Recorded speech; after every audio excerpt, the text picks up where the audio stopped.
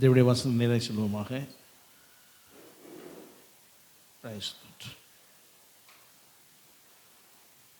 நம்முடைய வாக்குத்தத்த வசனம் 1 பேதுருவின் புத்தகம் 5ஆம் அதிகாரம் 7ஆம் வசனம். இயேசு உங்களை விசாரிக்கிறவர் ஆனபடியால் உங்கள் கவலைகளை எல்லாம் அவர் மேல் வைத்து விடுங்கள். ஆண்டுக்கும் மகிமையுண்டாவதாக. நாம் அவருங்கிறத நமக்கு இயேசு தான். ஆமாம், கர்த்தருக்கு மகிமையுண்டாவதாக. அவர் உங்களை விசாரிக்கிறவர் ஆனபடியால் உங்கள் கவலையெல்லாம் அவர் மேலே என்ன செய்யுங்க, வைத்து விடுங்க. கர்த்தருக்கு மகிமையுண்டாவதாக. கடந்த நாளிலே இதை நாம் தியானித்தோம். நம்முடைய கவலையெல்லாம் காண்கிற தேவன் ஒருவர் இருக்கிறார். நம் கவலையெல்லாம் ஒரு மீது வைத்து விடுவோம். கவலை என்று சொன்ன உடனே அது நம்முடைய வாழ்க்கையில் நம்மோடு கூட பிறந்ததை போல, உடன்பிறவா சகோதரன் சகோதரி போல. ஆமாம், இங்கே தான் இருக்கீங்களா? கர்த்தருக்கு மகிமையுண்டாவதாக. நாம் விரும்பாத நபர், ஆனாலும் விரும்பாத ஒரு விருந்தாளி அவர். ஆமாம், கர்த்தருக்கு மகிமையுண்டாவதாக. எல்லா வீடுகளிலும், எல்லா குடும்பங்களிலும், எல்லா மனுஷனுடைய வாழ்க்கையிலும் இந்த கவலை என்றுதான் ஒன்று பற்றி பிடித்துக் கொள்கிறது. எதுக்கு தான் கவலை என்பதில்லை, கவலையே ஒரு கவலையாக மாறுவது. இங்கே தான் இருக்கீங்களா? கவலையே ஒரு கவலையாக என்ன செய்வது, மாறிவிடுகிறது. பலவிதமான கவலைகள். கடலால் நாம் தியானிக்கும் போது தேவையான கவலை வேணும், தேவையற்ற கவலைகள். கர்த்தருக்கு மகிமையுண்டாவதாக. இந்த அவசியமான இந்த கவலைகளிலே எதெல்லாம் தேவை என்பதை அறிந்தோம். தேவையற்ற கவலையெல்லாம் அவர் மேலே வச்சு விடுவோம். கர்த்தருக்கு மகிமையுண்டாவதாக. அதை இன்னும் சொல்லும்போது உங்கள் துக்கம் சந்தோஷமாக என்ன செய்யும், அதை சொல்லும்போது அந்த கவலைகளை எல்லாம் கர்த்தர் மாற்றி அமைக்கும் போது சமாதானம் சந்தோஷம் எல்லாம் நம்முடைய வாழ்க்கையில் இருக்கும். கர்த்தருக்கு மகிமையுண்டாவதாக. அந்த கவலையெல்லாம் ஆண்டு மேலே வைத்து விடுவோம். கர்த்தர் நமக்கு விசாரித்து பதில் கொடுக்கக்கூடிய தெய்வன். ஆமாம். ஆனால் இந்த பகுதியில் இன்னொரு பகுதி, அதே பகுதி சொல்லப்படுகிறது, அவர் உங்களை விசாரிக்கிறவரானபடியால். கர்த்தருக்கு மகிமையுண்டாவதாக. அவர் உங்களை என்ன செய்கிறார், ஐயா ஃபோனில் வெளியே போய் பேசுங்கய்யா, அது தட்டி கூப்பிடுங்க. ஆண்டுக்கு மகிமையுண்டாவதாக. உங்கள் கவலையெல்லாம், அதாவது உங்களை விசாரிக்கிறவரானபடியால், விசாரிக்கிற தேவன். அப்போ நம்முடைய தேவன் நம்மை விசாரிக்கிறவர் என்று சொல்லி போடுவோம். அவர் நம்மை விசாரிக்கிறபடினாலே அந்த விசாரணையிலே நாம் என்னென்ன செய்யலாம், கவலை, நம்முடைய பிரச்சனைகள், நம்முடைய காரியங்கள் எல்லாம் அவர்கிட்ட வச்சிடலாம். அந்த வைத்து விட்ட பிறகு அந்த காரியங்களை அவர் விசாரிப்பார். அந்த காரியங்கள் என்ன செய்வார், விசாரித்து அதை கேட்ட பதிலை கொடுப்பார். இந்த உலகத்தில் பலவிதமான விசாரணைகள் இருக்கிறது, பலவிதமான விசாரணைகள் இருக்கிறது. கர்த்தருக்கு மகிமையுண்டாவதாக. தனிப்பட்ட மனுஷனுடைய வாழ்க்கையில் விசாரிக்கக்கூடியவைகள் இருக்கிறது. சிலருடைய உடல் நலத்தை குறித்து விசாரிப்பாங்க. நல்லா இருக்கீங்களா, போன வாரம் கொஞ்சம் சிக்குன்னு சொன்னாங்களே, இன்றைக்கி நல்லா இருக்கீங்களா அப்படின்னு கேட்டு விசாரணை. உடல் நலம், ஹெல்த் கேர், அப்படி விசாரணை இருக்கும். குடும்ப ரீதியான விசாரணை இருக்கிறது. உங்கள் பிள்ளைகள்லாம் எப்படி இருக்கிறாங்க, என்ன படிக்கிறாங்க, பிள்ளைகளுக்கு திருமணம் ஆகிவிட்டதா, திருமணத்திற்கு ஏற்பாடு செய்கிறீங்களா, எப்படி குடும்ப ரீதியான விசாரணை. பொருளாதார பிரச்சனை இருக்கிறது, பொருளாதார விசாரணைகள் இருக்கிறது. இப்படி பலவிதமான விசாரணைகள் இருக்கிறது. நல்ல செய்தியை குறித்து விசாரிக்கிறாங்க, குடும்பத்தில் நல்ல செய்தி இருக்குதா அப்படின்னு சொல்லி. ஆக விசாரணை என்பது நிறைய இருக்கு. கர்த்தருக்கு மகிமையுண்டாவதாக. நாம் சில வேளைகளில் இந்த விசாரணை என்ன செய்கிறோம், விரும்புகிறோம். பார்த்துட்டு அவர் பாட்டு போயிட்டாரு, கொஞ்சம் கூட என்ன செய்யலை, விசாரிக்கலை அப்படின்னு சொல்லி வருத்தமே நமக்கு வந்தது. அது ஒரு கவலையாகவே மாறுது. உன்னை மனதில் வைத்துக் கொள்ள வேண்டும், இந்த உலகத்தில் எந்த மனிதன் விசாரித்தாலும் விசாரிக்காவிட்டாலும் நம்மை விசாரிக்கும் தேவன் ஒருவர் இருக்கிறார். ஆமாம், அந்த உறுதியை நாம் வந்துவிட வேண்டும். கர்த்தருக்கு மகிமையுண்டாவதாக. மற்றவரெல்லாம் விசாரித்து விட்டு போயிடுவாங்க.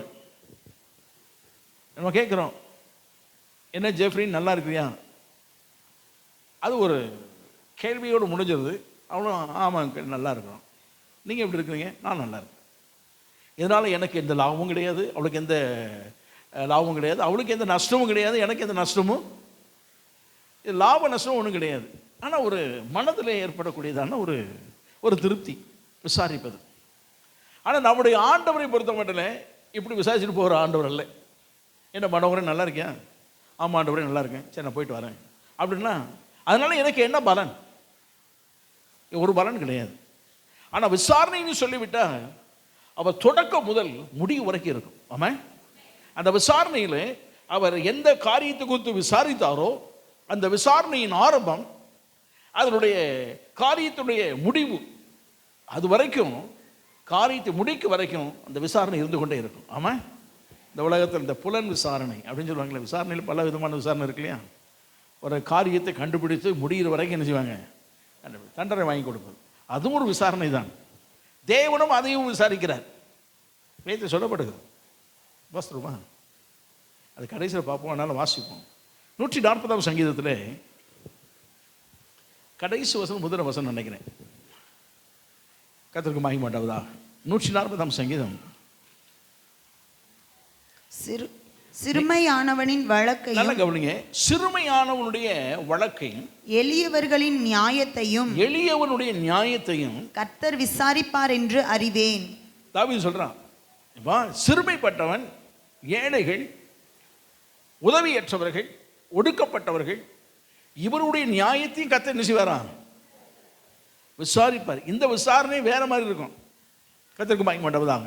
நம்முடைய தேவன் விசாரிக்கிற தேவன். அது மாத்திரம் மனதில் வைத்து 2 விதத்தில் விசாரிப்பார். ஒன்று, நம்முடைய கடினமான சூழ்நிலைகள், கஷ்டமான, கண்ணீரான, வேதனையான அனுபவங்களோட போகும்போது நம்மை விசாரிக்கிற தேவன் அது முடிவு வரைக்கும் நம்மளுக்கு நல்ல பதிலை கொண்டு வந்து கொடுப்பார். இன்னொரு விசாரணை இருக்கிறது. அந்த விசாரணை ஒரு நாள் இருக்கிறது. நம்முடைய பாவத்தும் அக்கிரமும் இந்த உலகத்தில் எல்லா இதுக்கும் தீர்ப்பு கொடுக்கக்கூடிய விசாரணை. நமக்கு அந்த விசாரணை வேண்டாம், பிரதிபலனை பெற்றுக்கொள்ளக்கூடிய விசாரணை இருக்கட்டும். ஆமாம், கர்த்தருக்கு மகிமை உண்டாவதாக. அந்த விசாரணை தண்டனை கொடுக்கக்கூடியது. ஆகவே அந்த விசாரணை வச்சுக்கிடுவோம், மேலே வச்சிடும், தள்ளி வச்சிடும். நமக்கு இந்த விசாரணை பார்ப்போம். நம்முடைய தேவனை பொறுத்த மட்டிலே உன்னை மனதில் வைத்துக் கொள்ளுங்கள், மனிதனை போல கேட்டுவிட்டு போகிறவர் அல்ல. ஆமாம், ஒன்றை அவன் விசாரித்தால் கடைசி வரைக்கும், அதன் பலனை அனுபவிக்கும் வரைக்கும், அதற்கு தீர்வு கிடைக்கும் வரைக்கும் அந்த விசாரணை கட்டாயம் இருக்கும். ஆமாம், அதை இஸ்ரவேல் ஜனங்களுக்கு ஆண்டவர் அந்த தேசத்தை சுதந்திரித்து கொடுக்கும்போது அவர் சொன்னார். உபாகமத்தில் மோசே எழுதும்போது 11ஆம் அதிகாரத்தில் 11ஆம் வசனம் 12ஆம் வசனத்தில் இவ்விதமாய் சொல்லுகிறேன். உபாகமம் 11:12, அது உன் தேவனாகிய கர்த்தர் விசாரிக்கிற தேசம். உன் தேவனாகிய கர்த்தர் விசாரிக்கிற தேசம். 11 வருஷம் வருஷத்தின் துவக்கம் முதல், நல்ல கவனிங்க, வருஷத்தின் துவக்கம் முதல் வருஷத்தின் முடிவு மட்டும் எப்பொழுதும் உன் தேவனாகிய கர்த்தரின் கண்கள் அதன் மேல் வைக்கப்பட்டிருக்கும்.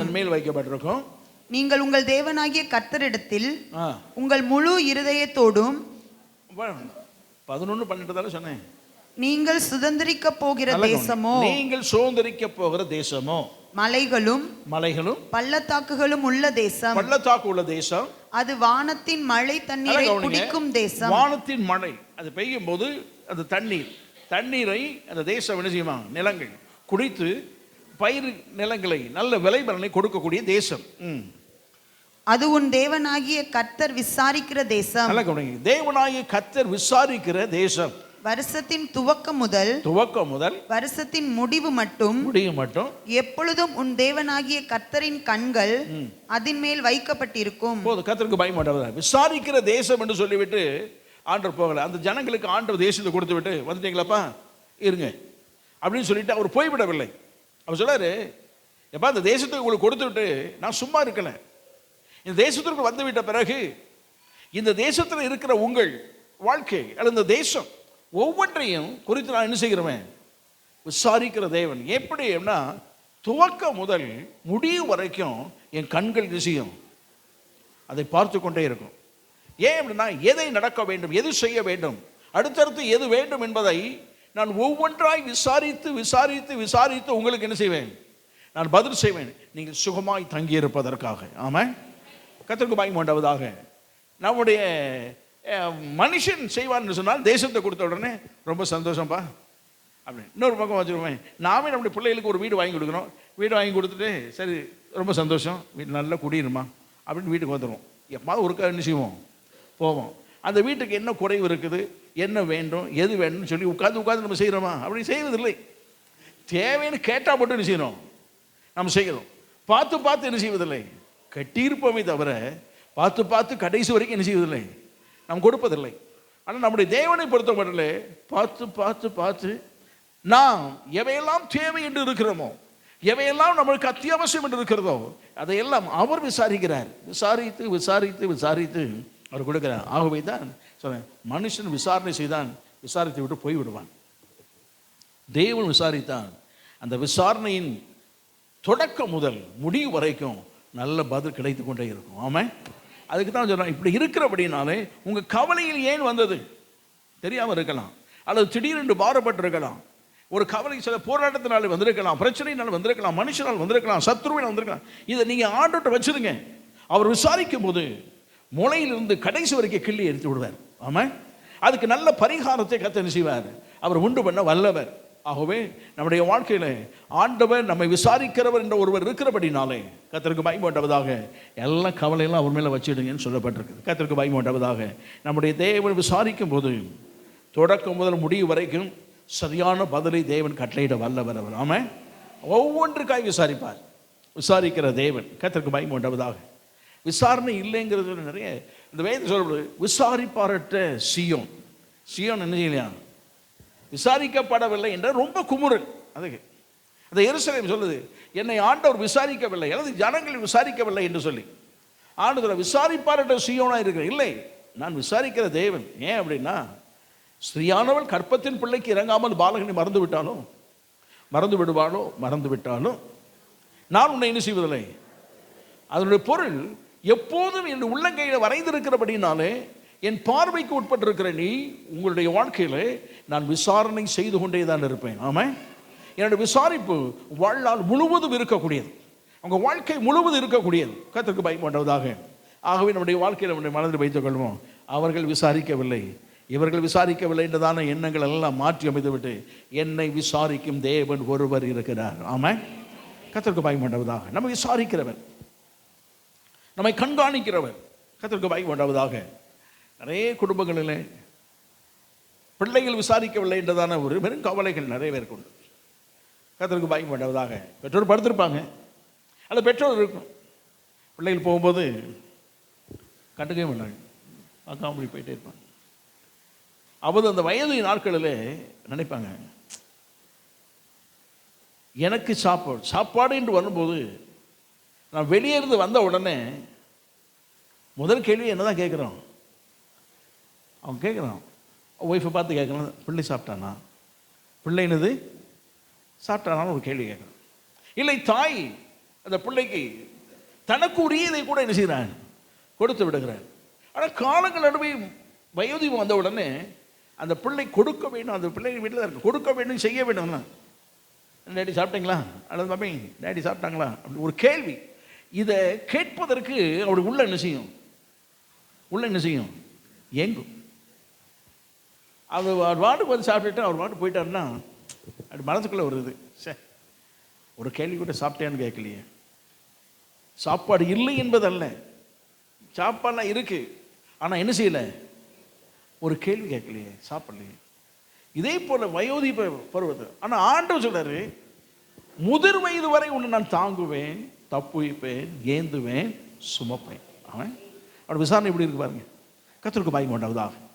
நம்முடைய ஆண்டவர் முதிர் வயது வரைக்கும், நம்முடைய ஜீவிய காலம் வரைக்கும் நம்மை விசாரிக்கிற தேவன் என்பதை நம்முடைய வாழ்க்கை அறிந்து கொள்ள வேண்டும்.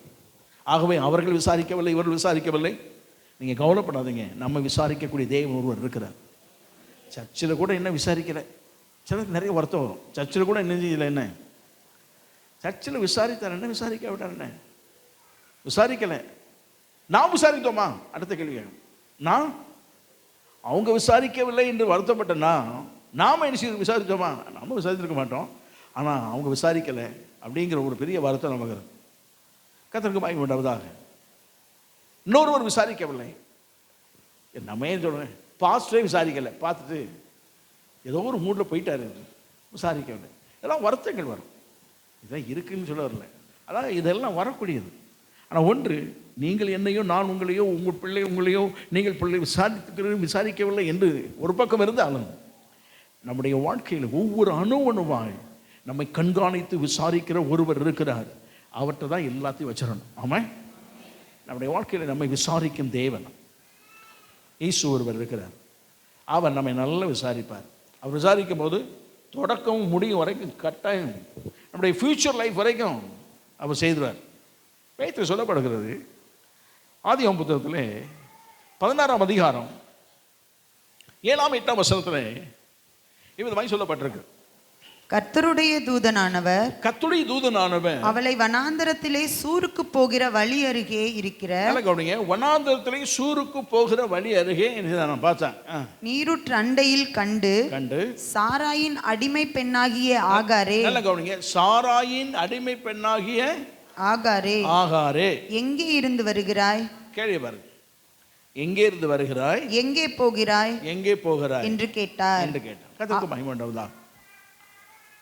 வேதத்தில் சொல்லப்பட்டது, சாராள் அடிமை பெண்ணா இருந்ததான ஒரு பெண். இவ எதுக்கு வந்தா அப்படின்னா, பிரச்சனை இவட்ட தான் இருக்குது. அந்த நாட்களிலே புத்திர சந்தானம் இல்லை என்று சொன்ன எஜமாட்டி இருக்கிறாங்க, புத்திர சந்தானம் இல்லைன்னு சொன்னா அவங்களுக்கு ஒரு ஏற்பாடுகள் வைத்திருக்கிறாங்க. உங்களே வைத்து கொண்டது, தன்னிடத்தில் வேலை செய்கிற அல்லது தன்னிடக்கு உதவி செய்கிற அடிமை பெண்ணாக இருக்கிற ஒரு பெண்ணை கணவனுக்கு கொடுத்து அந்த மூலம் பிள்ளை செய்வார்கள், பெற்றுக்கொள்வார்கள். அந்த பிள்ளையை பெற்றுக் கொடுப்பது தான் யார் வேலை? அதைத்தான் இந்த நாட்களே ஒரு கொஞ்சம் மாடர்னாக இருக்குது. என்னது? வாடகை தாய். அதுதான் மாடர்னாக சொல்கிறது, வாடகை. அங்கே அடிமை பெண்ணை கொடுத்து பிள்ளை பெற்றுக்கொண்ட பிறகு பெற்று கொடுப்பது தான் இவன் வேலை. கொடுத்ததுக்கப்புறம் பிள்ளை யாருடைய பிள்ளை? எஜமாட்டி பிள்ளை. பிள்ளை யாருடைய பிள்ளை? எஜமாட்டி பிள்ளை. எஜமாட்டியுடைய சந்ததி, எஜமானுடைய சந்ததி தான் சேர்க்கப்படும். தவிர அடிமை பெண்ணுடைய பிள்ளை என்ன செய்யப்படாது, சொல்லப்பட மாட்டாது. அதற்குத்தான் இவர் ஏற்பாடு செய்து. நமக்கு தான் பிள்ளை இல்லையே, இவ்வளவு சொத்து இருக்கு, சொத்தும் கொஞ்சமாக இருக்கு, பூமி தாங்கக்கூடாத அளவுக்கு இருந்தது. அவன் போன அந்த பக்கம் அந்த ரோட்டில் போகும்போது அந்த ரோடு வச்சுக்கணும், ஒரு பகுதி அம்மா வலிக்குதப்பா அப்படின்னு இருக்கும். ஏன் அப்படின்னா, ஆடு மாடு மிருக ஜீவன் மனுஷன் போகிறத பார்த்தா ஒரு கிராமமே என்ன செய்யுது, ஒரு சிட்டி போகிற மாதிரி இருக்குது. அவ்வளோ மிருக ஜீவன், அவ்வளவு ஆட்கள். ஏன்னா வீட்டில் பிறந்தவங்களே 418 பேர், நல்ல பலமுள்ளவர்கள். சண்டைக்கு கூட்டிகிட்டு போயிட்டான். பிறந்ததில் 418 பேர். அப்போ எவ்வளோ பேர் பிறந்தான்னு தெரியாது. இவ்வளோ பேர் பிறக்கணும்னா அங்கே தாய் தோப்பன் எத்தனை பேர், அவங்களுடைய தாய் தோப்பன் எத்தனை பேர், தொழிலாக வச்சு ஆக இவங்கெல்லாம் ஒரு இடத்துக்கு போனாலும் ஊரே என்ன செய்யணும், ஒரு பட்டணமே இருக்கும். அவ்வளோ பெரிய.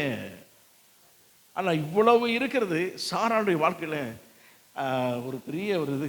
சரி, குழந்தை உண்டாயிட்டான், ரொம்ப சந்தோஷம் அப்படின்னு சொல்லும்போது அவன் என்ன சொல்லிப்பான், தெரியும் நீ இனிமே சொல்லாதான், நான் பார்த்துக்கிறேன் அப்படின்னு. அவளுக்கு பயங்கர வேதனை. என்னடா உயர்வுக்கு எல்லாத்துக்கும் நாம செய்ய, இவன் நம்மளே மேலே ஆளுகை செய்ய வந்துட்டான்னு சொல்லி கொஞ்சம் கொடுமையை நடத்தின உடனே இவன் ஓடிட்டான். ஓடினதெல்லாம் பிரச்சனை இல்லை. என்னுடைய கேள்வி என்னென்னா, அவ்வளவு வேலைக்காரர் இருக்கிறாங்க, அவ்வளவு வேலைக்காரிகள் இருக்கிறார்கள், அவ்வளவு பிள்ளைகள் இருக்கிறது. எத்தனை வாலிப பிள்ளை இருந்ததோ, வாலிப தம்பிமா இருந்தாங்களோ, எவ்வளவு பெண்கள் இருந்தாங்களோ, எவ்வளவு ஆண்கள் இருந்தாங்களோ, எவ்வளோ பேர் இருக்கிறாங்க வேலைக்காரர்கள். ஒருத்தம் கூட சாராங்க வாமா மன்னிங்க, ஆகாருங்க வா, அம்மா ஏசிட்டாங்க, நீ ஒழுங்காக இருந்திருக்கணும், மன்னிப்பு போய் கேளு. என்ன கேளு? மன்னிப்பு கேட்டு நீ நல்லா இருமா, உனக்கு நல்ல சான்ஸ், இதெல்லாம் விட்டுறாத, நல்ல சான்ஸு, நீ மன்னிப்பு கேட்டு மறுபடியும் அம்மாட்டெல்லாம் பேசணும், வா அவனு கூப்பிட்டு போய் ஒருத்தனாவது நினைச்சிருக்கணும், இவள் மீது அக்கறை கூப்பிட்டு போயிருக்கணும், ஒருத்தனை கூப்பிட்டு போகிறேன். சரி, போகிறவன் எல்லாரும் பார்த்தவனே திரும்பிக்கிட்டான், எல்லாம் திரும்பிக்கிட்டான். எங்கே போகிறாய், இங்கிருந்து போயிடுறமா, நீ எங்கே போவேன், ஒருத்தனாவது கேள்வி கேட்கல. ஆனால் அங்கே தேவதூதன் வந்து இறங்கின உடனே கர்த்தருடைய தூதன் சொல்கிறான், சாராலே எங்கேருந்து வர்றேன், தொடக்கத்தை கேட்குறான். இனி எங்கே முடிவு கேட்குறான், உனக்கு எங்கே தொடக்கமும் முடிவும் கேட்குறான். எங்கே போகிறப்பா விசாரிக்கிறான், எங்கே போகிறேன், அங்கேருந்து வந்தது தான் தெரியும், எங்கே போகணுன்னு எனக்கே தெரியாது, என் சொந்த ஊருக்கு தான் போயிட்டுருக்கேன், போகிற வேண்டியதான் போயிட்டுருக்கேன், அப்படி போகாத, உன்னை பெரிய ஜாதியாக்குவேன். அவருடைய வாழ்க்கையில் ஒரே ஒரு குமுறை என்னென்னா, இவ்வளவு ஆட்கள் இருக்கிறார்கள், எஜமான் இருந்தார், எஜமாட்டின்னு தள்ளிட்டா உண்மைதான், இவ்வளவோ வேலைக்காரர் இருக்கிறாங்க, இவ்வளோ பேர் இருக்கிறாங்க, ஒருத்தன் கூட என்ன செய்யல, விசாரிக்கவில்லை என்றதான மனக்குமரல், வேதனை, கண்ணீர் இவையெல்லாம் போய் கொண்டிருக்கும் போதுதான் விசாரிக்கிற தேவன் அவளை வழிமறைத்தார். ஆமா, கர்த்தருக்கு பயம் உண்டாவதா? நம்முடைய வாழ்க்கையை அறிந்து கொள்வோம். யாருமே என்னை விசாரிக்கலை, என் பெற்றோர், என் பிள்ளைகள், அல்லது என்னுடைய உறவுகள், அல்லது என்னுடைய கூட பிறந்தவை யார் விசாரிக்கிறாங்க? இந்த காலகட்டத்தில் விசாரிப்பான்னு எதிர்பார்க்க வேண்டாம். அவரை விசாரித்தாலும் விசாரிக்காவிட்டாலும் நம்மை விசாரிக்கக்கூடிய தேவன் ஒருவர் இருக்கிறார். சாதாரணமாய் நல்லா இருக்கிறியா, எப்படி இருக்குன்னு சொல்லிட்டு கேட்டுட்டு போகிற ஆண்டவர் அல்ல. அதனுடைய மூல காரணத்தும் ஏன் என்றதான ஒரு கேள்வியும் கேட்டு முடிவு வரைக்கும், நம்முடைய எதிர்காலத்தின் முடிவு வரைக்கும் காரியங்களை எல்லாம் வெற்றிகரமாய் செய்து முடித்து நம்மை அற்புதமாய் ஆசீர்வதிக்கிற தேவன் அவர். ஆமாம், அவர் சொன்னார், நீ போமா, உன் சந்ததி ஆசீர்வதிக்கப்படும். ஆமாம், பிள்ளை பெற்று கொடுத்து அப்படி செத்து போயிடுவேன்ல, அந்த பிள்ளை இந்த பூமியில் ஆசீர்வாதமாக இருப்பான். அந்த ஆசீர்வாதத்தையும் தாருன்னு சொல்லி பின்னால் கொடுத்தேன். அது எப்படி இருக்கும் அது வேறு பிரச்சனை. ஆனால் ஆசீர்வாதத்தை கொடுப்பதற்கு ஆண்டு எல்லாம் ஃபியூச்சர் வரைக்கும் சொல்லிக் கொடுத்தார். நம்முடைய ஆண்டவர் இப்படி தான். கர்த்தருக்கு பயம் உண்டாவதாக. சில வேளை சில பிள்ளைகள் நினைக்கலாம், என்னை விசாரிப்பதற்கு, என்னுடைய காரியத்தை விசாரிப்பதற்கு, என் எதிர்காலம், என்னுடைய திருமண வாழ்வு, என்னுடைய காரியத்தை விசாரிப்பதற்கு ஒன்றுமில்லை என்ற ஏக்கம் இருக்கலாம். கர்த்தருக்கு முன்பதாக சொல்லுகிறேன், உங்களை விசாரிக்கிற உங்கள் அருகே நின்று கொண்டிருக்கிறார். உங்களுடைய எதிர்காலம் வரைக்கும் உங்கள் வாழ்க்கையில் அற்புதம் செய்யும் தேவன் அவர் வழியை காட்டுவார். ஆமாம், அவற்றை மாத்திரம் அதுக்குத்தான் அந்த பிரச்சனையெல்லாம் யார் மேலே வச்சுருங்க, கவலையெல்லாம் வச்சுருங்க. அவர் நல்வழிப்படுத்துவார். அதுக்கு நல்ல தீர்வு காட்டக்கூடிய தேவன் அவர். ஆமாம், கர்த்தருக்கு பயம் வேண்டாவதா? நம்முடைய ஆண்டவர் விசாரிக்கிற தேவனாக இருக்கிறதுனால தான் நாம் இன்றைக்கும் நம்ம ஜீவனோடு இருக்கிறோம். ஆமாம், கர்த்தருக்கு பயம் வேண்டாவதா? மனுஷன் விசாரிக்கணும்னு கவலைப்படாதுங்க. நிறைய இடங்களில் சர்ச்சில் விசாரிக்கலை, பாஸ்டர் விசாரிக்கலை, பிரதர் பார்த்துட்டே போயிட்டாரு, ஒரு வார்த்தை விசாரிக்கலை. இதெல்லாம் உலகத்தில் நடக்கக்கூடியது. ஆனால் நாம் ஒன்றும் முயற்சிக்குவோம், யார் விசாரித்தாலும் விசாரிக்காவிட்டாலும் என்னை விசாரிக்கும் தேவன் ஒருவர் இங்கே இருக்கிறார். கர்த்தருக்கு பயம். இந்த எல்லை விட்டு நீங்கள் போகும்போது உங்களை விசாரித்து தான் அனுப்புவார். ஆமாம், கர்த்தருக்கு பயம் வேண்டாவதாக. அவர் விசாரணை நம்முடைய எதிர்கால வாழ்வு தொடக்கம் முடிவு வரைக்கும் அது மாத்திரமல்ல, கர்த்தருக்கு பயம் வேண்டாவதாக, நம்முடைய ஆரோக்கியத்தினுடைய விசாரணை இருக்கிறது. நாம் ஒருத்தர் கேட்போம், போன வாரம் அப்படி சோவினமாக இருந்தீங்களே, எப்படியா இருக்கீங்க? நல்லா ஆயிட்டேன், அதோடு முடிஞ்சுது. சில இது கேள்வி கொஞ்சம் நேரம் இருக்குது அப்படின்னா, என்ன செய்யுது அப்படின்னு கேட்போம், எப்படி சோகமாச்சுன்னு கேட்போம், இன்னும் கொஞ்சம், அவ்வளோதான். நம்முடைய ஆண்டவரை பொறுத்த மட்டும் தொடக்கமும் இருக்கும், எப்பவும் அவருடைய விசாரணையில் முடிவு இருக்கும். சுகமாக்கும் காரியமா அதுலேயும் அப்படி தான் இருக்கும். ஒருவேளை இயேசு அப்படி நடந்து போயிருக்கும்போது பெதஸ்தா, யோவான் 5ஆம் அதிகாரத்தில் வாசிக்கிறோம், பெதஸ்தா குளம் அண்டையில் இயேசு வந்தார். 5ஆம் 6ஆம் வசனத்தில் சொல்லப்பட்டிருக்கு. படுத்திருந்த அவனை இயேசு கண்டு அவன் வெகு காலமாய் வியாதியஸ்தன் என்று அறிந்து அவனை நோக்கி சொஸ்தமாக வேண்டும் என்று விரும்புகிறாயா என்று கேட்டார். ஆண்டவருக்கு பயப்படாதான். ஆண்டவர் விசாரணை எப்படி இருப்பாரு? யாருமே கேட்காத கேள்வி.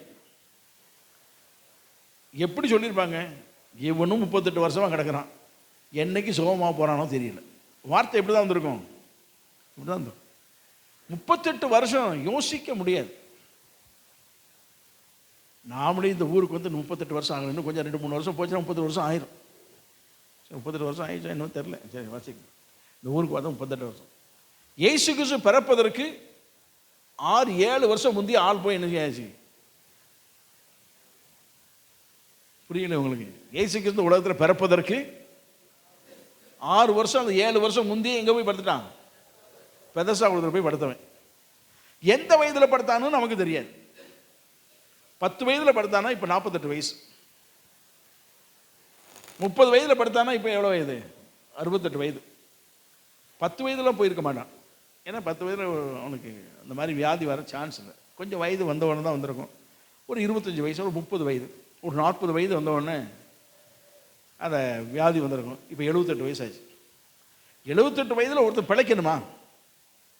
இந்த உலகமே சொல்லணும், 78 வயசில் அவன் பிழைக்கணும்னு அவசியமே இல்லை, அவன் போய் சேர்ந்தா நல்லா தான் இருக்கும் அப்படின்னு. அந்த மாதிரி தான் பேசுவாங்க. அவன் 38 வருஷமாக படுத்து கிடக்கிறான். ஆனால் அவனும் சொல்கிறான், ஆண்டவரே ஆண்டவர்னு சொல்ல, சோகமாகிறான்னு கேட்டால் ஆமாம் நான் சோகமாகனு கேட்கறது சொல்லி விட்டு தேவதூதன்னு கலக்குவான்னு பார்த்துக்கிட்டு இருந்தேன், கலக்குறான். நான் போய் விழுறதுக்குள்ளே 10-15 பேருக்கு விழுந்துறாங்க. நானும் அப்படியா சோகமாக போய் 2 நேரம் விழுந்தேன். தண்ணியோடு தூக்கி வெளியே தூக்கி போட்டாங்க. முந்தா நாள் தான் போட்டிருக்காங்க, இன்னும் ஈரம் கூட என்ன செய்யலை, காயில். துவைச்சி போடுறது கூட ஆள், துடைக்க கூட ஆள் இல்லை, அப்படி கிடக்குறேன் அப்படிங்கிற மாதிரி ஆண்டோட்ட சொல்கிறான். ஆண்டை பார்த்தாரு, சுகமாக விரும்புகிறேன். யாரும் கேட்காத ஒரு கேள்வியை கொடுத்து ஆண்டை கேட்கிறார். யார் சுகமாக விரும்புகிறேன்? அவன் உடனே சொன்ன ஆண்டவர் சரி, அவன் பதில் இவரே எடுத்துக்கிட்டார். சரி படுக்கை எடுத்துக்கிட்டார். சுகமாக விரும்புகிறாயன்னு கேட்டுட்டோடு அவர் என்ன செய்யலை, போயிடல. முடிவு தெய்வீக சுகத்தை என்ன செய்தார். நம்முடைய தேவன் அவன் அருகில் இருக்கிறார். மகனே சுகமாக விரும்புகிறாய் என்று விசாரிக்கிறார். யாருமே என்னுடைய பலகீனத்தில் விசாரிக்கவில்லை. நான் வேதனைப்பட்டு கொண்டிருக்கிறேன், அல்லது பலவிதமான இழப்புகளோடு இருக்கிறேன்.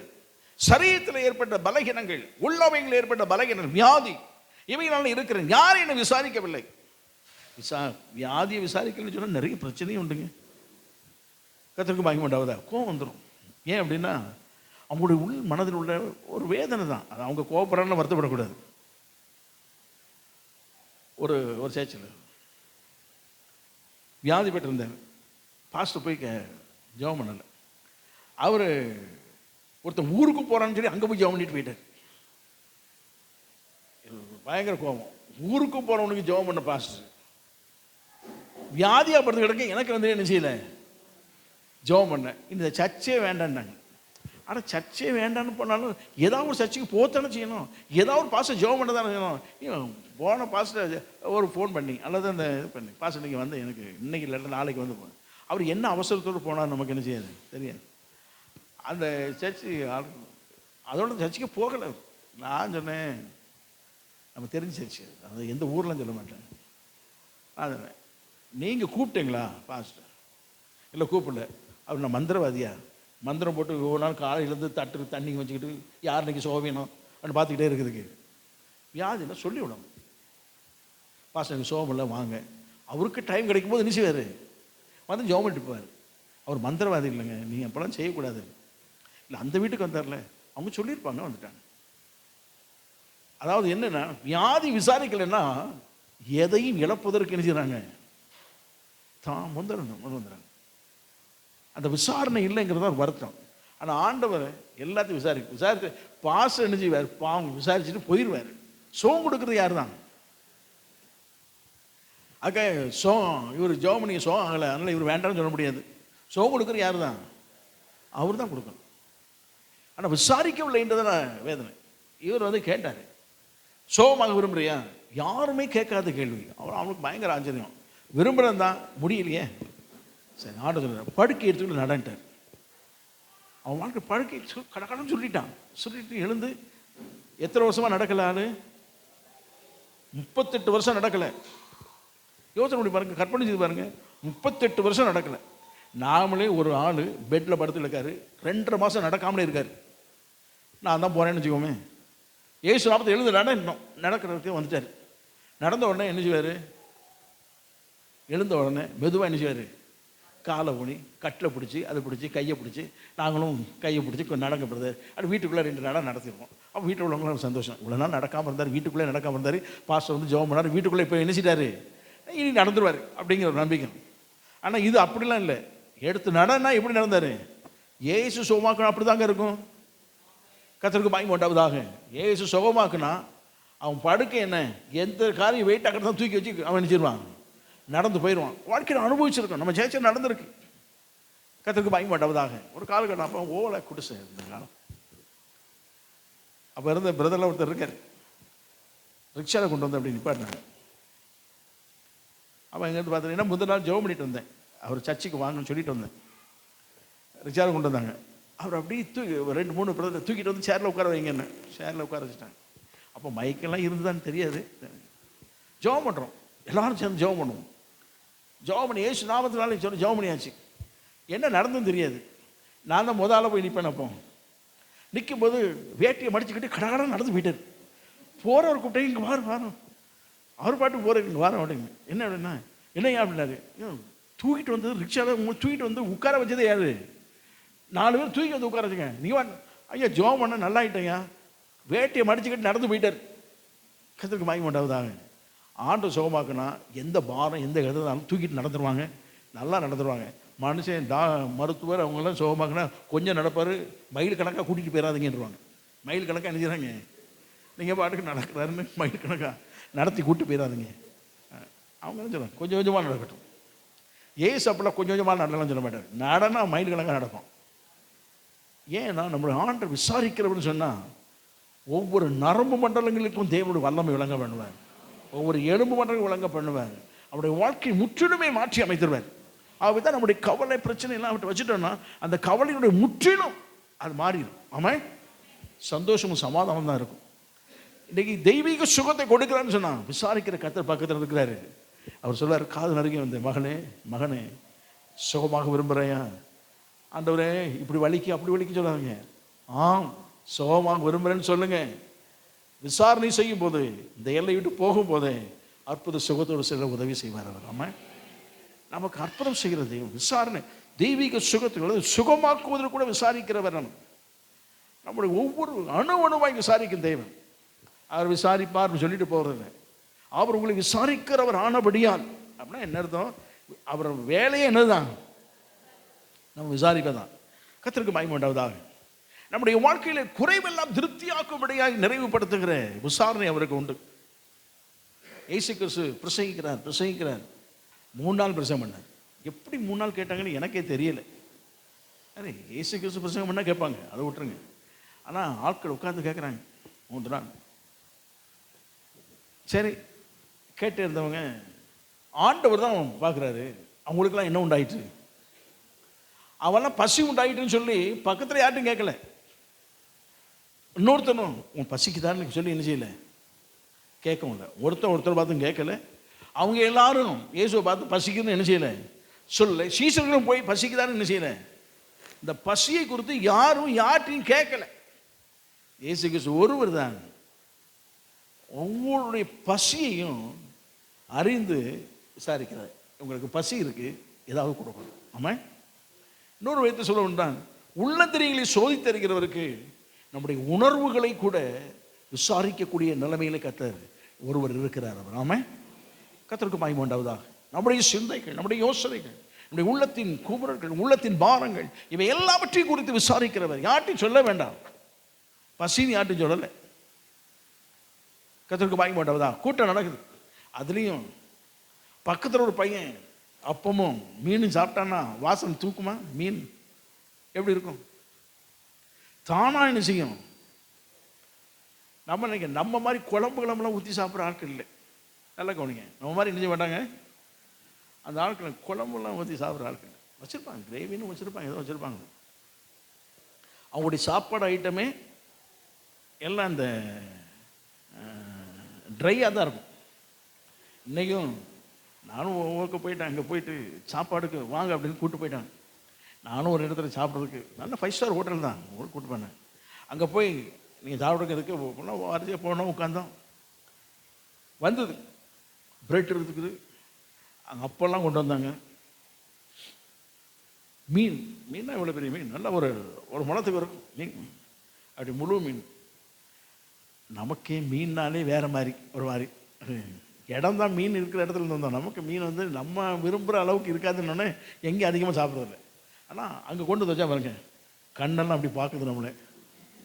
சரி, அந்த மீன் எடுத்துட்டு ஃப்ரை பண்ணி வச்சுருக்காங்க. ஃப்ரை பண்ணி தான் வச்சுருக்காங்க. அது மேலே 4 வெங்காயத்தை சின்ன போட்டுருக்கா, தக்காளி இருக்குது, மிளகாய் இருக்குது, அவ்வளோதான் இருக்குது. கலரிஷாக இருக்குது, கொஞ்சம் மசாலா இருக்கும் உள்ள, அவ்வளோதான். சாப்பாடு சோறு, நம்ம தமிழ் ஆட்கள் வந்தோடனே சோறு வச்சுருக்கேன். சைடிஷ்லாம் நிறைய இருக்குது. ஒரு இடத்துல போய் உட்காந்தோம், சாப்பிடுங்க அப்படின்ட்டாங்க. என் பக்கத்தில் ஒரு அம்மா கிட்ட குழம்பு வராதா ஐயா? அந்த குழம்பு வராதா? வராதுமா, இங்குள்ள சாப்பாடு இப்படி தான். ஐயா எப்படியா சாப்பிட்றது? இது நம்ம பொரிச்சு சாப்பிட்றோன்னா எப்படி இருக்கு? இதுக்கு சோறு எப்படி சாப்பிடுவோம் பாருங்கள். மீனை பிடிச்சி சோறில் போட்டு ஒரு ஃப்ரை பண்ணி சாப்பிட்டாச்சு.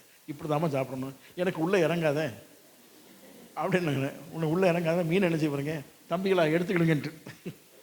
ஒருத்தன் தம்பி நீ எடுத்துக்கப்பா மீன், நான் இன்னைக்கு ஃபாஸ்டிங் தான், வேறு வழி இல்லை அப்படின்ட்டு இருக்கிற ஜூஸ் எல்லாம் குடிச்சிட்டு போயிட்டு. அவங்க சாப்பாடே இப்படி தான் இருக்கும். அதனால தான் எங்கேனாலும் கொண்டு போகிறதுக்கு வசதி. அங்கே கொண்டு வந்தான் எதான் கொண்டு வந்தான், அப்பமும் மீன் தான் கொண்டு வந்தான். அவங்க சாப்பாடு கதையும் அப்படி தான். போனால் அப்பத்தில் தேன் ஊற்றி சாப்பிடுவாங்க, அப்படி இல்லையா சீஸ் ஊற்றி சாப்பிடுவாங்க. இப்படி தான் இருக்கும். அப்பவும் சூப்பராக இருக்கும். சரி, இவன் சாப்பிட்றான், மீன் வச்சு சாப்பிட்றான், பசியோடு இருந்தவனுக்கு எப்படி இருக்கும்? முன்னாட்கள் இங்கே ஓலை குடிசை இருக்கும்போது ஜெபம் பண்ணோம், ஃபாஸ்டிங் ப்ரேயர் ஜெபம் பண்ணோம். பக்கத்து வீடுகளில் குக்கரில் மட்டன் வரும் பாருங்க வாசனை, ஃபாஸ்டிங்கே மறந்துடும். ஏன் பசி அப்படி தானாக எழும்பும், அது இயற்கையாக உள்ளது. இதே மாதிரி பக்கத்து சாப்பிட்ருக்கான், டேய் பசியோடு உட்காந்துருக்கேன்டா, நீ சாப்பிட்ருங்க, அவனாது பசிக்குதா, இந்தாங்க நீங்கள் ஒன்று சாப்பிடுங்க, நீங்கள் ஒன்று சாப்பிடுங்கன்னா கொடுக்குறாங்க, ஒருத்தரும் கொடுக்கல. சின்ன பையன் தான் கையில் வச்சுருந்தாங்க. ஆனால் ஒன்றே ஒன்று, யார் விசாரித்த பசியை கூட தேவை என்பதை அறிந்த ஆண்டவர் அந்த தேவையை கூட அற்புதமாய் விசாரித்தவர் அவர். ஆமாம், ஒவ்வொருத்தருக்கும் உள்ள இருக்கிறத யார்ட்டுமே சொல்லலை. அந்த பசி அறிந்தவர் சீசர் பதில் அவங்களுக்கு சாப்பாடு கொடுக்கணும். உமக்கு எப்படி தெரியும் இருக்கு, இவங்களுக்கு கொடுக்கணும், எவ்வளோ கொடுக்கணும், எவ்வளோ நேரம், எவ்வளோ ஆட்கள் வேணும், எவ்வளோ பணம் வேணும், நீங்கள் இருக்கிறத கொடுங்கப்பா. கொடுத்தாங்க, திருப்திகரமாய் சாப்பிட்டு மீதி எடுக்க பண்ணினார். அவர் விசாரிச்சார்னா தொடக்கம் விசாரணை பசியா, முடிவு திருப்தி, மீதம் உண்டாம். அவன் அவருடைய விசாரணை அப்படி இருக்குங்க. மனுஷன் அந்த மாதிரி விசாரிக்க முடியாது. கர்த்தருக்கு மகிமை உண்டாவதாக. எந்த பகுதியில் நீங்கள் எடுத்து வைத்து பாருங்கள், விசாரணை என்ற எல்லையில் ஒன்று ஒன்றா வச்சு பாருங்கள், அது அப்படி தான் இருக்கும். கர்த்தருக்கு மகிமை உண்டாவதாக. இந்த தாவீது ஆசரிப்பு கூடாரத்துக்கு உள்ள பெட்டியை கொண்டு வந்து வச்ச உடனே எருசலேமில் உள்ள ஜனங்களுக்கெல்லாம் வந்து எல்லாம் மகிழ்ச்சியாக ஆரவாரம் பண்ணியாச்சு. போகும்போது என்ன கொடுத்தான், ஒரு துண்டு இறைச்சி, ஆளுக்கு ஒரு அப்பம் கொடுத்தான். சாலமோன் என்ன கொடுத்தான், ஒரு துண்டு இறைச்சி, ஆளுக்கு 2 அப்பம், ஒரு படி திராட்சை ரசம், ஒரு படி குடிச்சிட்டே வீட்டுக்கு போங்கப்பா, நல்ல தாகம் தீர்த்து வீடு போங்க. அவங்களுடைய பழக்கமே அதுதான், அதான் கொடுப்பாங்க. ஏசு அதுதான் கொடுத்தார். கொடுத்தாலும் திருப்திகரமாக கொடுத்தார். விசாரிப்பார். விசாரணை நம்முடைய வாழ்க்கையில் திருப்திகரத்தை ஏற்படுத்தி விடும். அதுக்கப்புறம் நம்ம சாப்பாடு கொடுத்து கவலையை அவங்க என்ன செய்ய மாட்டாங்க. உங்கள் கவலையெல்லாம் அப்படி வச்சுட்டீங்கன்னா அதுக்கப்புறம் அந்த கவலைன்றதை ஒன்று வாழ்க்கையில் இருக்கவே இருக்காது. விசாரணை அப்படி தான் இருக்கும். ஆமாம், நம்முடைய ஆண்டவர் விசாரிக்கிற தெய்வன். ஆண்டவர் சொல்லுவோம், ஆண்டவரே என்னுடைய வாழ்க்கையில் தேவைகள் அநேகம் இருக்கலாம், என் தேவைகளை சந்திக்கக்கூடிய ஆண்டவரையா நான் யார்ட்டையும் போய் சொல்ல முடியாது, என் தேவை இப்படி இருக்கிறது, நீர் எனக்கு அற்புதம் செய்யும்னு சொன்னான். அதை மீதம் உண்டாக்கக்கூடிய அளவிற்கு தேவன் அந்த விசாரணையிலே கிரியை செய்ய வல்லவர் அவர். ஆமாம், தேவன் செய்வார். கர்த்தருக்கு பயன்பட்டவர் தான் செய்யாது, குறைய சொல்ல முடியாது. இன்னொரு பகுதியை வாசிக்கிறோம், 2ஆம் அதிகாரத்தில், யோவான் 2ஆம் அதிகாரத்தில் ஒரு பகுதியை வாசிக்கிறோம். 2ஆம் அதிகாரம் 5ஆம் வசனத்தில், அவருடைய தாய் வேலைக்காரரை நோக்கி, அவர் உங்களுக்கு என்ன சொல்லுகிறாரோ அதன்படி செய்யுங்கள் என்றாள். சரி, அதுக்கு முன்னால 3ஆம் வசனத்தில் சொல்லப்படுகிறது, திராட்சரசம் குறைவுபட்ட போது, திராட்சரசம் குறைவுபட்ட போது இயேசுவின் தாய் அவரை நோக்கி அவர்களுக்கு திராட்சரசம் இல்லை என்றால். அவர் நேரம் வந்து நல்லா கவனிக்கணும், வசனத்தை நல்லா கவனிங்க. திராட்சரசம் இல்லை என்றார். முதல்ல குறைவுபட்டு போயிட்டு தாய் வரும்போது திராட்சரசம் இல்லை.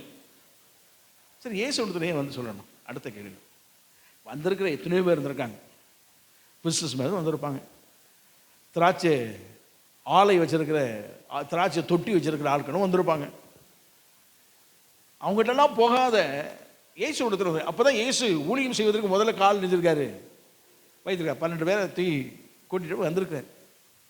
இயேசு ஒருத்தர். ஏன் அப்படின்னா இயேசுவின் தாய்க்கு உணவு தெரிந்து கொள்ள வேணும். அப்போ இயேசு அவருக்கு சொன்னார், தாயை பார்த்து, தாயே உமக்கும், இதை வசந்த வாசலும் நிறைய பேர் வேறு மாதிரிலாம் பிரசவம் ஆண்டு சொல்லிட்டாரு, உமக்கு எனக்கு என்ன சம்பந்தமே இல்லைங்கிற மாதிரி பிரித்து எடுத்துருவாங்க.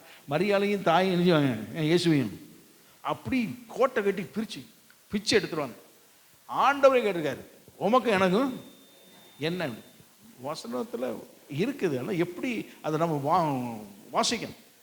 ஆண்டுறாரு, தாய் உமக்கும் எனக்கும் என்ன, என் வேலை இன்னும், அடுத்த ஸ்டெப் உடனே தான் சொல்றாரு, என் வேலை இன்னும்.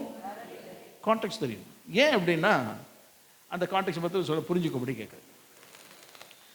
இயேசு கிறிஸ்து இந்த உலக ரட்சகர் என்பது யாருக்கு மட்டும்தான் தெரியும்? மரியாளுக்கு மட்டும்தான் தெரியும். மற்றவர்களுக்கு என்ன செய்யாது? தெரியாது. இந்த உலகத்தில் எவருக்குமே தெரியாதுங்க. யோசேப்பு மரித்து போய்விட்டான், அவனுக்கு தெரியக்கூடிய ஆள் இல்லை. ஒரே ஒரு ஆள் தான் இருக்குது, யாரு? மரியாளுக்கு மட்டும். ஏன் அப்படின்னா மரியாளுக்கு தேவதூதன் தரிசனமாகி, எப்போ வயிற்றில் ஒரு குழந்தை உண்டாக போகுது, இயேசு என்று பெயரிடுன்னு சொல்லிட்டு போனான். அவன் பயங்கரமாக, என்னடா இது பயங்கரமான ஒரு வார்த்தையாக இருக்குது. நான் இன்னும் மேரேஜே ஆகலை, முறை அதுதான், மேரேஜே ஆகலைன்னு சொல்றது எப்படி ஆண்டவரே? இது பரிசுத்தம் உள்ளது, பரிசுத்த ஆவியினாலும் என்ன செய்யும்? இவர் யாருன்னா இந்த உலகத்தின் பாவங்களை சுமந்து தீர்க்கக்கூடிய, பரிகரிக்கக்கூடிய ஒரு நபர், மேசியா. நீங்கள் எல்லாம் எதிர்பார்த்த மேசியா வருவார். அவர் எங்கே வருவார்னா கண்ணீர் வயிற்றில் பிறப்பார்னு சொல்லப்படுது அல்லவா, அவர் தான் இவர். ஆகவே அவளுக்கு மட்டும்தான் தெரியும் இயேசு யாருன்னு. அங்குள்ள யாருக்கும், யூதய சமுதாயத்தை எவருக்குமே என்ன செய்யாது? தெரியாது. ஆனால் வளரும் போது அவருடைய செயல்பாடுகள் எல்லாம் பரலோகத்தின் மகிமையை வெளிப்படுத்தி காட்டிக்கொண்டே இருந்தது. அதில் ஒன்று, 12 வயதில் பஸ்கா பண்டிகை கொண்டாட போனாங்க. வரும்போது இயேசு வருகிறார் என்று நினைத்து மரியாள் வந்துட்டார். இயேசு எங்கே இருந்தார்? 3 நாள் பிரயாணம் பண்ணதுக்கப்புறம் மகனை எங்கே இன்னைக்கு ஸ்பெஷலாக ஏதோ செய்திருப்பாங்க போல தெரியுது வழியில். என் பையனுக்கு ரொம்ப பிடிக்கும்ப்பா, இயேசுவை கூப்பிட்டுருப்பாங்க. இயேசுவே அப்படின்னு சொல்லி கூப்பிட்டா இயேசு இல்லை. பையன்கிட்ட கேட்குறாங்க, ஒருத்தரை கேட்டாங்க, எங்கள் கூட வரவே இல்லையே அப்படின்ட்டாங்க. அச்சோ போச்சுடா, திரும்ப ரிட்டன். அப்போ அங்கே வந்து பார்க்குறாங்க. அங்கே பார்க்கும்போது என்ன நடக்குது அப்படின்னா, பரிசேயர், சதுசேயர், வேதபர், நியாயசாஸ்திரி, வேத குருமார்கள், இந்த யூத மத குருக்கெல்லாம் உட்காந்துருக்காங்க. அவங்க கேள்வி கேட்குறாங்க. சின்ன பையனாக இருக்கான், என்னடா அப்படின்ட்டு கேள்வி கேட்குறாங்க. இவர் சொன்ன பதில் சொன்ன உடனே, வசனத்தில் இவ்வளவு ஆழமாக எப்படி இந்த ஞானம் ஒன்று கிடைச்சது அப்படின்னு சொல்லி இயேசுவை பார்த்து கேட்குறாங்க. 12 வயதில் இயேசு கேள்வி கேட்குறாரு. அவங்களுக்கு பதில் சொல்ல முடியல. என்னடா இந்த கேள்விக்கு எப்படி பதில் சொல்ல அப்படின்னு திகைச்சு போய் நின்றுக்கிட்டு இருக்கிற அந்த நேரத்தில் இவங்க போயிட்டாங்க. அப்போ அவங்களுக்கு தெரியும், இவர் வேத வசனத்துலேயோ சின்ன பிராயத்தில் என்னென்னலாம் செய்தாலும் நமக்கு தெரியாது. அற்புதங்கள்லாம் செய்தவர். அதுக்கப்புறம் ஒன்றும் தெரியாது. 30 வயது ஆனவுடனே ஊழியத்தை கால் வச்சிருக்காரு. அவரோட தாய்க்கு ஒரு வாஞ்சை, ஒரு ஒரு ஒரு ஒரு ஒரு வாசை, எப்படியாக இவர் மேசியான்னு இந்த மக்களுக்கு என்ன செய்யணும், காமிச்சிடணும் அப்படின்னு சொல்லிட்டு அதான் ஒரு புத்தகத்தில் வாசிக்கும் போது, son, this is the wonderful time to show you are the messiah, do the miracle. இதுதான் உனக்கு நல்ல ஒரு சான்ஸ், நீ மேசியா என்பதை நிரூபிப்பதற்கு. To proof you are the messiah, நீ மேசியா என்பதை நிரூபிப்பதற்கு இது ஒரு நல்ல தருணம். அற்புதம் செய்துட்டேன்னா நானும் சொல்லிடுவேன், மக்களும் புரிஞ்சுக்குவாங்க அப்படின்னு சொன்னோன்னே அவர் சொன்னார், அம்மா என் வேலை இன்னும் என்ன செய்யலை, நீங்கள் நினைப்பது போல நான் மேசியாதான் என்பதை இந்த மக்களுக்கு காட்டுவதற்குரிய நேரம் இப்போ என்ன செய்யலை, வரல. அது பிதாவுக்கு அடுத்தது. என் வேலை இன்னும் என்ன செய்யலை, வரல. ஆனால் அந்த வேலை வரும்போது நான் யார் என்பதை காட்டிக்குவேன். அது வரைக்கும் நீங்கள் எப்படி இருங்க, அமைதலாக இருங்கம்மா அப்படிங்கிற மாதிரி தான் தயவாக சொல்லிட்டாரு. இதைத்தான் இந்த மக்கள் உமக்கு எனக்கு என்ன ஒதுங்கி போயிடும் அப்படிங்கிற மாதிரி பேசுவாங்க. ஏசு அப்பெல்லாம் ஒரு நாள் சொல்லவே மாட்டார். ஆமாம், நம்மையே தாய் தகப்பனு கணம் பண்ணுன்னு சொன்ன ஆண்டவர் அவர் செய்யாமல் இருப்பாரா? பிரமாணத்தை மீறுகிறவர் அல்ல அவர். ஆமாம், கர்த்தருக்கு யாராவது இப்படி சொன்னாங்கன்னா அவங்க பிடிச்சி உட்கார வச்சு இதை சொல்லி கொடுத்துரு. கர்த்தருக்கு மகிமை உண்டாவதாக. நம்முடைய ஆண்டவர் கனம் பண்ண வார்த்தை தான். அவர் நினைச்சது, மம்மி அம்மான்னு சொல்கிறோம், மம்மி நீங்கள் நினைக்கிற மாதிரி இப்போ மேசியான்னு காமிக்க வேண்டாம், காமிக்கக்கூடிய நேரம் ஒன்று இருக்குது, அது பிதாவுக்கு அடுத்தது. அந்த வேலை இன்னும் என்ன செய்யலை, வரல, அப்போ காமிச்சிக்கும். அந்த நீங்கள் சும்மா இருங்க, அந்த வேலை வரும்போது காமிச்சிக்குவோம். இப்போ உங்கள் அற்புதம் தானே செய்யணும், வாங்கடா நீங்கள் சொல்லி விடுங்க அப்படின்னோடனே அந்த அம்மா சொல்லிச்சு. அவர் என்ன சொல்லுறார் அதன்படி என்ன செய்யுங்க. சரி, வீட்டில் உள்ளவங்கள பிரியாணி போட்டிருக்கோம், 1000 பேருக்கு பிரியாணி செய்திருக்கோம். சரி கொஞ்சமாக வச்சுக்கோங்க, 100 பேர் பிரியாணி வச்சுருக்கிறோம். 100 பேர் ஒரு 120 பேர் வந்துட்டாங்க, 120 பேர் சாப்பிடலாம். ஆனால் நம்ம போட்ட 100 பிரியாணி சூப்பர் டேஸ்ட்டு. ஒருத்தருக்கு 5 பேர் தான் கிலோவுக்கு சாப்பிட்லான்னு சொல்லி பிளான் பண்ணியிருக்கோம், 3 பேர் தான் சாப்பிட்ருக்காங்க. வெட்டி அடிச்சு அடிட்டாங்க. சூப்பர் சாப்பாடுங்க மனோகரன், உங்கள் பிரியாணி போட்டது நாங்கள் நல்லாவே சாப்பிட்டோன்னு கூட ஒரு பிளேட்டை அடிச்சிட்டாங்கன்னு வச்சுக்கோங்க. போட்ட கணக்கு தப்பாயிருச்சா? எனக்கு என்ன இருக்கும், இன்னும் 30 பேர் இருக்காங்களே சாப்பாடு கொடுக்க என்ன பண்ணுறது, பிரியாணி காலி ஆயிருமே. கவலை என்ன செய்யுது, மாட்டுது. அப்போ குடும்பத்தார், பெண் வீட்டாரோ மணமகன் வீட்டாரோ, வீட்டாருடைய கவலை தோய்ந்த முகம் கலங்கி போய் நிற்கிறாங்க. என்னடா பிரச்சனையாக போச்சு, இப்படி காலியாக போச்சே.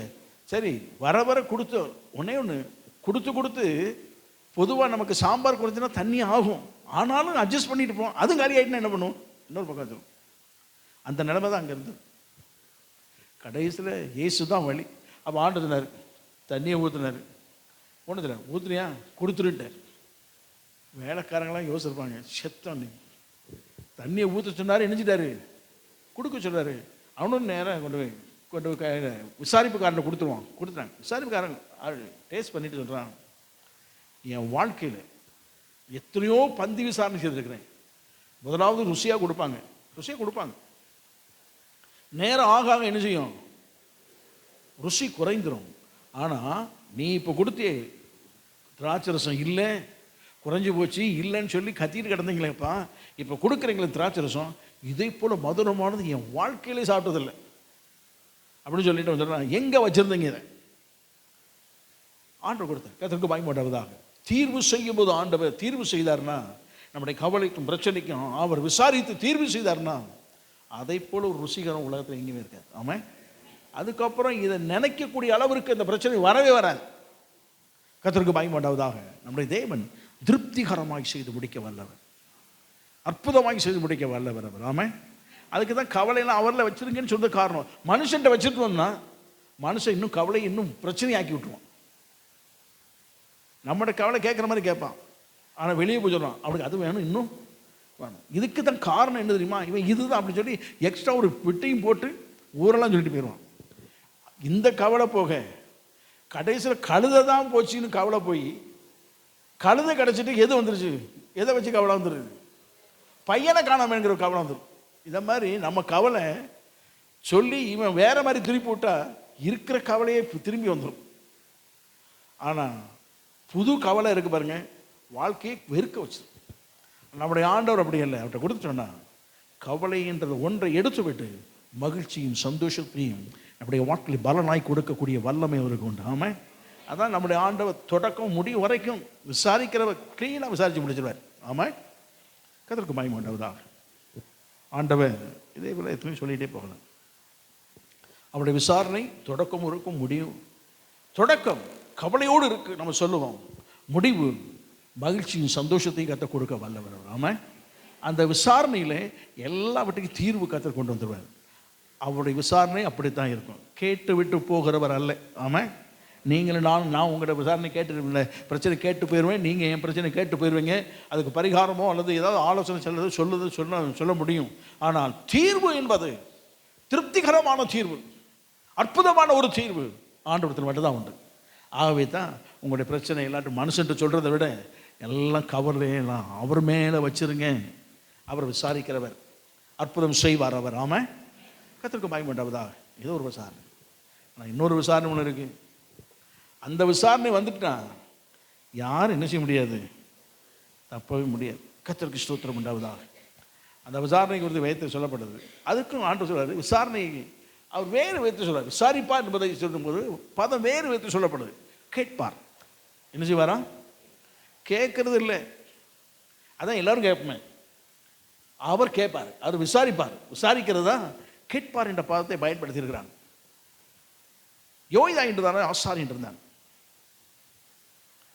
அவனுடைய நாட்களிலே ஆவிக்குரிய எழுச்சி இருந்தது. யோவாஸ் என்று தானே ஒரு சின்ன பையன், அவனை மறைவாய் வச்சு வளர்த்தாங்க. அவனை கொண்டு வந்து ராஜாவாகிறார். 7 வயது 8 வயது இருக்கும்போது ராஜாவாயிட்டான். ஆனால் காலங்கள் நடுவே நல்ல எழுப்புதெல்லாம் இருந்தது. நல்லா இருந்தது. யோய்தா இருக்கிற வரைக்கும் தேசத்தில் சமாதானமும் நல்ல ஆவிக்குரிய முன்னேற்றமும் நல்லா இருந்தது. யோய்தா மறிச்சிட்டான். மறித்த உடனே பிரபுக்கள் எல்லாம் வந்தானுங்க. அவனு எங்கிருந்து வந்தானு தெரியல. இந்த ராஜாவை மைண்டை கலக்கி விக்கிர ஆராதனை கொண்டு போயிட்டாங்க. விக்கிர ஆராதனை வந்த உடனே தேவனுடைய கோபம் வந்தது. அப்போ யோய்தாவுடைய குமாரன் சகரியா வந்து ராஜாவை பார்த்து சொல்கிறான், போகிற வழி சரியில்லை. அப்பா இருக்கிற வரைக்கும் ஒழுங்காக இருந்தீங்க, நீங்களெல்லாம் நீங்கள் போகிற வழி சரியில்லை, தேவன் வந்து கடும் கோபமாக இருக்கிறான்னு சொல்லி எல்லாம் சொன்ன உடனே இவனை பிடிச்சி இழுத்து வந்து தேவாலயத்துக்கு முன்னால் கல் எறிஞ்சு கொண்டுட்டாங்க.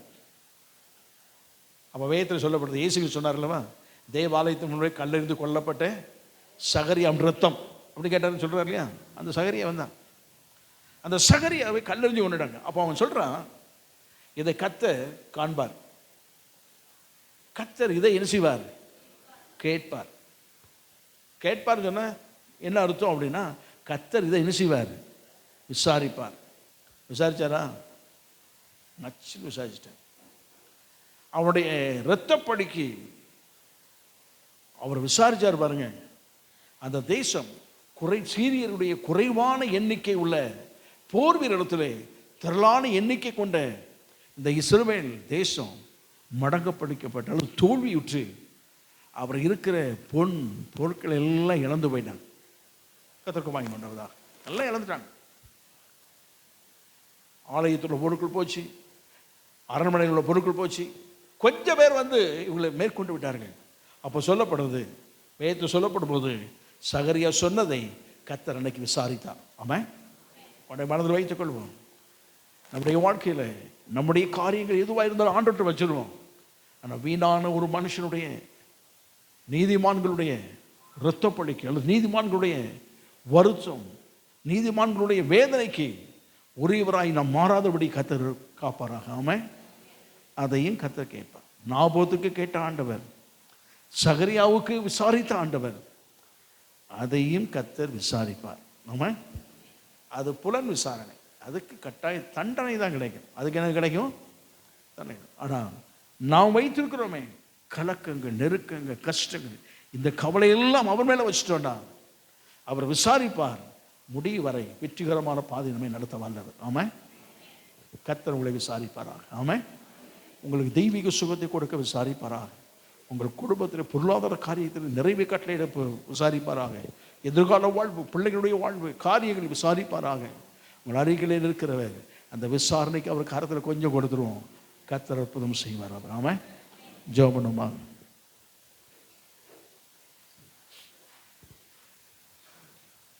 நீதிமான் தள்ளாட விடமாட்டான், நித்தமும் தான் நடத்திடுவா. நீதிமான் தள்ளாட விடமாட்டான், நித்தமும் தான் நடத்திடுவா.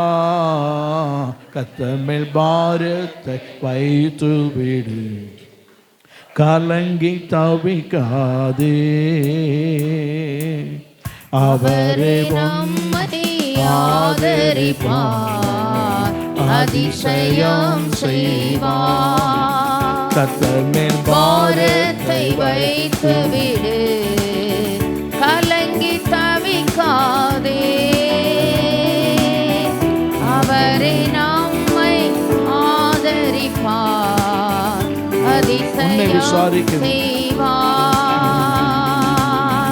நம்மை காக்கும் தேவனவர், நமது நிழலாய் இருக்கின்றவர்.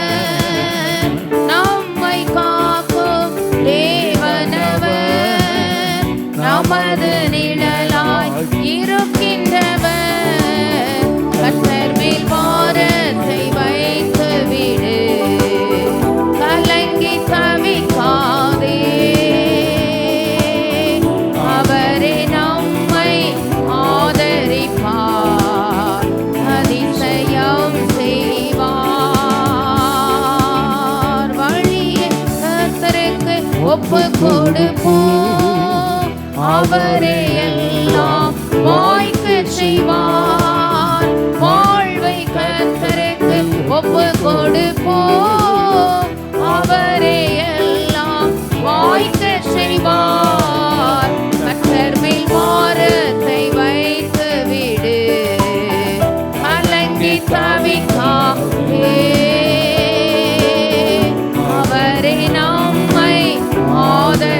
செய்வார், அதிசயம் செய்வார். நம்மை விசாரிக்கிறவர் உண்டு. ஆகவே தான் நம்முடைய கவலை பாரத்தெல்லாம் அவர் மேலே வச்சிருவோம், அவர் மேலே வச்சிருவோம். அவர் லகுவாக்குவதற்கும் அந்த கவலையெல்லாம் போக்கி அந்த கவலையினுடைய தொடக்கத்திற்கும் விசாரித்து அதன் முடிவுக்கும் கர்த்தர் அற்புதம் செய்ய வல்லவர். எல்லாம் தொடக்கத்தில் விசாரிப்பாங்க, போயிடுவாங்க. இயேசு விசாரித்து விட்டு போகிறவர் அல்ல, உங்களோடு கூட வருகிறவர். எம்மாவு சீசர்கள் பயந்து கலங்கி நடுங்கி கொண்டு போய் கொண்டிருந்தார்கள். ஆண்டவர் விசாரித்தார், எங்கே போகிறீங்கப்பா, என்ன விஷயம், உமக்கு தெரியாதா என்று சொல்லி அவர் சம்பவத்தை சொல்லுகிறார்கள். ஆனால் தேவன் போய்விடுவது போல தான் காண்பித்தார், போகலை. ஆனால் அவர்களோடு இருந்து உயிர்த்தெழுந்த வல்லவரை அவர் காணும்படி செய்துவிட்டு தான் அவர் அடுத்த ஸ்டெப்புக்கு போனார். இதை குறித்து உங்கள் வாழ்க்கையில் இனி ஒரு கவலையும் மனபாரமும் அடைய வேண்டிய அவசியம் இல்லை. நீங்கள் போய் சொல்லுங்கள், அந்த தேவன் உயிரோடு இருக்கிறார், உயிர்த்தெழுந்து விட்டார், நாம் கவலைப்பட வேண்டிய அவசியம் இல்லை.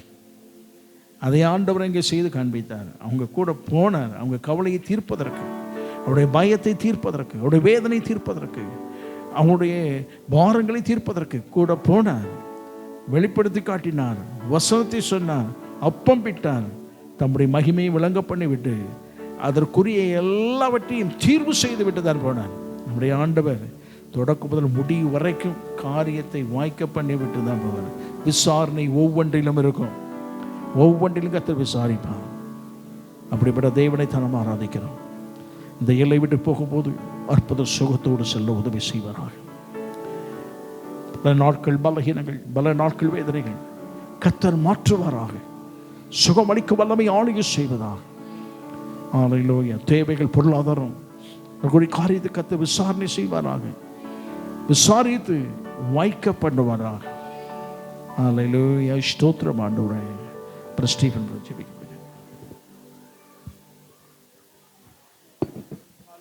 நன்றி ஆண்டவரே, நன்றி. மகா இரக்கமும் மிகுந்த கிருபையும் உள்ள எங்கள் அன்பின் பரலோக தகப்பனே, உம்மை மனதார ஸ்தோத்தரிக்கிறோம், துதிக்கிறோம். ஆலயத்தின் நடுவே உம்முடைய கிருபையை சிந்தித்துக் கொண்டிருக்கிறோம் ஆண்டவரே. வாக்குத்தத்த வசனங்களை ஒவ்வொரு வாரமும் ஒவ்வொரு கோணத்திலே ஆவியானவர் தேவதாசன் மூலமாய் எங்களுக்கு திட்டமும் தீர்க்கமுமாய் எங்களோட கூட பேசிக்கொண்டே வருகிறீர் ஆண்டவரே. ஹல்லேலூயா. அதற்காக உமக்கு நன்றி. இந்த விசாரிப்பின் காரியங்களை குறித்து கர்த்தர் இந்த நாளிலே பேசினீர். இந்த உலகமும் எங்களை விசாரிக்கிறது ஆண்டவரே.